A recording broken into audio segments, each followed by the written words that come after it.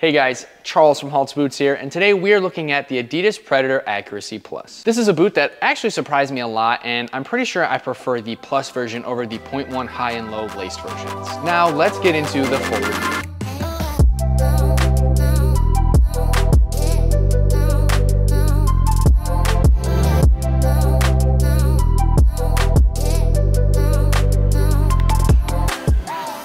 So we are looking at the Predator Accuracy Plus, and I have them in the launch colorway. Before we unbox them real quick, just wanted to take a look at the box here.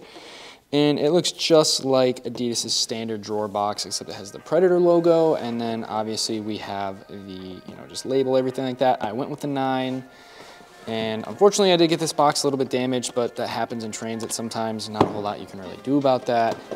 And then yeah, just little tiny details on these boxes as well sometimes, like, I don't know if you can see it, but we got a little Predator logo there. Now, if we want to open these bad boys up and get them out of the box, they do come with a shoe horn. All of Adidas's laceless Predators have come with shoe horns as far as I know, from at least the 18.1s. I don't know about any other laceless boots besides that. Maybe the Aces even had them. I think I remember one of my old teammates having a pair of those. It also comes with a mesh string bag. I think all of Adidas's string bags right now are mesh for all their Plus models, and I don't mind that. I actually like these more than I like the, I don't even know what material the Nike string bags are in, but the Nike string bags aren't bad. I don't know, I'm a really big fan of the mesh, and you can see here it's just got the Predator logo, the pink Adidas logo down there, just matches everything. Pushing the box to the side though, the first thing I can say after looking at these is the knit upper is different. If we compare it to this pair in the low, actually an SG pair, you can see how different the upper actually is and the way the knit upper is positioned. Now, I don't know if it's because laces maybe just do more damage to this black, like high definition grip or whatever this like skin is. And so that's why they can't have it go all the way up like on this pair, but nonetheless, it is positioned differently, and I'm curious how that is going to really work. And speaking of high definition grip, I was right about the loading bar. In my previous videos with the laced versions in the high and low, I said that the loading bar would not be full if it was not the Plus version, and you can see by this 0.1 low version here, if it focuses, there we go, that only has 4 of these bars filled up. And so I'm assuming if you have any of the takedown versions that the bars are gonna be, different levels, and I don't really think that it has to do anything with leveling up. It's just probably a marketing scheme. But what I also noticed is that this lace version also has a little plus symbol there while the other models do not. So that's definitely interesting. Now, moving on to the sole plate, you can see that it is still the facet frame sole plate that we had on the Predator Edge and on the 0.1 versions. This is just an SG version, but it's pretty much the same. And you have this little metal tungsten piece here, which is a throwback to the older Power Swerves would have tungsten powder and a little like see-through area on the bottom of the foot. And we saw the facet frame on the Predator Edge. We saw that the Predator Mutator and Predator Freak shared a sole plate, if I remember correctly, and then the 18 and 19.1 shared a sole plate. So I'm assuming this is just something they're gonna do now every 2 years, so maybe next Predator will get a new sole plate. Now, I'm not the biggest fan of this sole plate. I don't think it's awful. It does well on grass, but you can see it's a little long compared to other traditional sole plates and FG sole plates, so I did find when I wore this pair on turf, occasionally I would have my heel catching or snagging a little bit. Nothing dangerous, but just something to be aware of. So I will try this on turf again. It's been a while since I've worn these on turf. I didn't wear the 0.1 low or high on turf. It was solely grass, so I'll try to get some matches or practices or something like that on turf as well, just to give a better overview. But, I think the AG sole plate is also shorter, and it just has a couple more studs in the middle. So I definitely need to get a pair of those and try as well. And that's pretty much it for tech specs on these boots. I just wanted to get them unboxed and ready to go so I can get this on-feet portion for you guys and kind of just dive into everything more and how the boot performed. Now, the things I'm looking out for, like I said, I'm curious how they're gonna fit. I'm curious how the lockdown's gonna be, especially with the different kind of knit upper, again, comparing it to the 0.1 laced versions. They look very different. So curious if that's gonna, make it better or make it worse. There's always an option to add laces to these, I suppose, if I wanted. I don't know if I will, but something that can happen. I'm also excited that they added more of these rubber elements. I didn't really touch on it too much, but one thing I didn't like about the 0.1 versions is there's less rubber elements. So you can see these are both the right foot for these boots, but this one has a lot more. Now, I really wanted these rubber elements to coat the entire boot. I don't like that they're not on the outside, but we have to deal with what we get sometimes, and I definitely am gonna be trying to use these a lot more since there's a lot more of these than on the 0.1 versions. And then just the last thing is how different are these actually from the lace version? Again, I pointed out all the differences, but I'm curious if they're really gonna perform differently. Some laced models and some plus models are just completely different from the 0.1s. Like the speed flows, I felt like the Predator 19 and 18s felt really differently. The mutators felt differently than the 0.1 version. So curious to see how that's gonna do. But again, all I have for you guys, and we're gonna jump into the on-feed portion.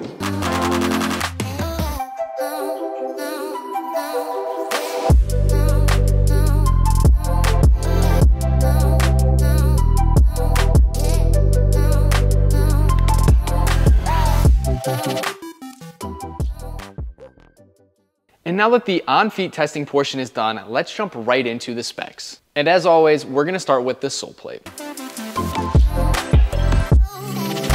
Now, I'm no stranger to the torsion frame Soleplate. I've worn it 4 times now if you include this, on the high and low 0.1 laced versions of the Predator Accuracy, the Predator Accuracy Plus, and the Predator Edge Plus. Now, I think this Soleplate will change in the following Predator variation. Whatever that's going to be, I don't know. It seems like every 2 years, Adidas changes the Soleplate, which I think we'll be seeing soon. And it is a fairly conical Soleplate. I don't know how well you can tell. It's just a little bit long, especially this back stud here. And usually on turf, these don't do the best. It's not awful, and I've worn them on turf several times without any real issues, other than sometimes these back studs or the side studs will snag a little bit or just kind of like grip a little weird. But this time in testing them on turf, as I said I was gonna wear them on grass and turf, I went to plant, so I stepped like this, cut back across, and my plant foot just gave away. And it wasn't because of the lockdown, it was literally just because these studs, for whatever reason, didn't catch. And I just went, whoop, looked like an idiot, was not cool. Now, I think I wanna try AG. A little bit shorter studs I think will perform better on the turf. And I like this boot to the point where I want to wear it more, but winter's coming here in Michigan and I'm going to be stuck inside for the next several months here really soon. So I'm going to look for an AG pair, which will also allow me to test the AG Soleplate as well, which is something I've been meaning to do. Now that we got the worst part out of the way, let's talk about the best part, and that is the upper. Starters, this upper was very comfortable. I had no pain on the top of my foot whatsoever, which is not really anything I've been having lately with uppers, but this was just extremely exceptional. It is a bit more cushiony, and I don't know how well you can tell if you've held a pair, but the boot feels a little bit more bulky. It is a little wider because it more accommodates wide feet, but even with that, I felt the touch on the ball was perfect. Every time I hit a pass, anytime I hit a shot, and I had some pretty crazy shots that I had no business hitting in these, and I don't know if that just makes my bias even more for these, but the upper just really felt like it, 1, hugged your foot, and 2, you just knew what you were gonna do with the ball anytime it touched your foot. And as for the high definition grip, which if you don't know is the rubber elements, all these little dots here, I've always complained about the Predator Accuracy not having enough coating the boot. I like the Predator Edge's rubber elements, just the fins were way too aggressive. These dots I think are perfect, but they just don't coat the whole boot. We do get more, this whole section right here, if you put the 2 boots together, like this is what you don't have on the laced versions. So we did get more, but at the end of the day, I didn't even have anything to complain about, which is kind of strange for me because I always complain about stuff with boots, but I didn't even notice the rubber elements. I don't know if those added to any of those really nice shots or the passing or just the overall responsiveness of the upper, and I don't really use responsiveness much, but I really felt like you got a really clean touch with the ball on these. And again, it's just, I had no real issue with this upper whatsoever. It hugged my foot well, and that's gonna bring us into the next topic, which is lockdown.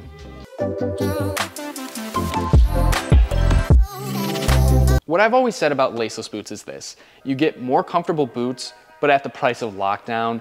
And usually it's not anything crazy. I'd say the lockdown is 15 to 20% less, which can be noticeable depending on how picky you are or your play style, how rough you are on your boots and your cuts and everything like that. But I didn't have any real issues. Obviously the lockdown is better for the 0.1 high and low versions, but I didn't even have this boot slip around. I was wearing grip socks. I almost always wear true socks or some form of grip socks, so maybe that does add a little bit to these boots in terms of, you know, helping them stay in place, but I didn't feel any real problems at all. Even like I said, when I lost my footing, that was just me slipping. That was not me, you know, the studs catching and my foot rolling inside the boot. Like, it was just the Soleplate, not even the upper. So I can't really complain there. Now, I know sometimes with laceless boots that when you wear them for long enough and they break in, they stretch out a little bit and they don't hold that kind of tension that keeps the boots together and holds them onto your feet. Unfortunately, I did not wear these boots long enough to get to that point, and I don't know how well these are gonna do long term because I don't test these boots that long. I'm hoping with the AG, if I get them in AG, I'll be able to test them longer, and I'll wait to do an actual AG review until I've worn those long enough if I do that, but I just can't really tell you for sure. But as long as you get the correct size in the short term like I did, I don't think you'll have any issues. And while we're on the topic, let's talk about the size and fit.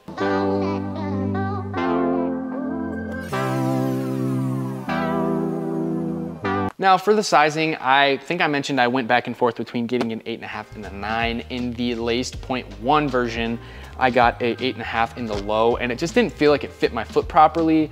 And in the high version, I got a 9, and I felt the 9 was a lot more comfortable. There was a little bit of extra room in the toe, but it wasn't awful, and it was something I could deal with. So I decided to go with a 9 in these Predators here, and I think that was the correct choice. So I didn't go down half a size. A lot of time people will tell you you should go down half a size in any sort of laceless boots, but I've just found that having wide feet, if I go down half a size, they just shrink. And with these boots being built, I think they're more built for wider footed players or players with wider feet. Ugh, however you want to say that.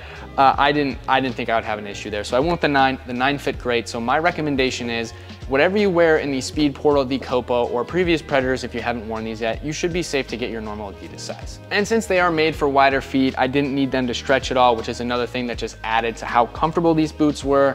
And that's what we're gonna hit on last. We're gonna talk about the comfortability of the Predator Accuracy.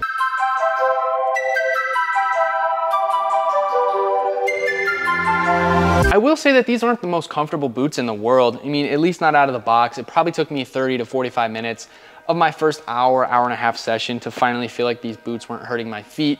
However, it was all arch pain down in here and kind of maybe even a little bit lower by the heel. So I think that's just the boots and not my just plantar fasciitis issues. Didn't have any issues or hot spots on the outside where I normally do with having wide feet. So that was a plus. I love when that doesn't happen. And I knew that was most likely gonna happen with how the Predator Accuracy fits my foot. So that was great. And you know, it's not a comfort I would rate super, super high, but that's not really why I like these boots. It's just the responsiveness of this upper. And again, maybe it's some bias because of how well the ball felt coming off of these, but it all comes down to my personal preference and experiences. So this could be different for you, but they still were fairly comfortable overall. Honestly, I think it would have been a lot cooler if Adidas would have taken this differently shaped upper. You know, I think I showed them side by side earlier, so I'll show a photo now of what the upper looks like on a laced pair.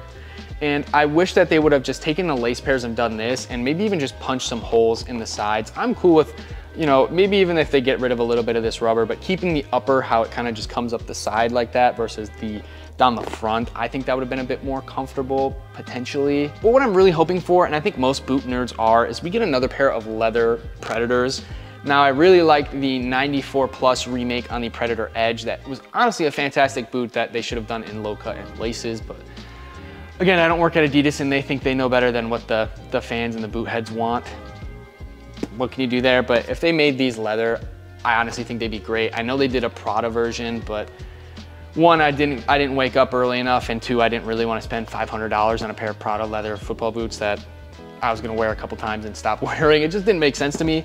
But I think Weston McKennie actually had a white and black pair during the World Cup, and that was kind of teasing the Predator Accuracy, but I wanna say his pair was leather.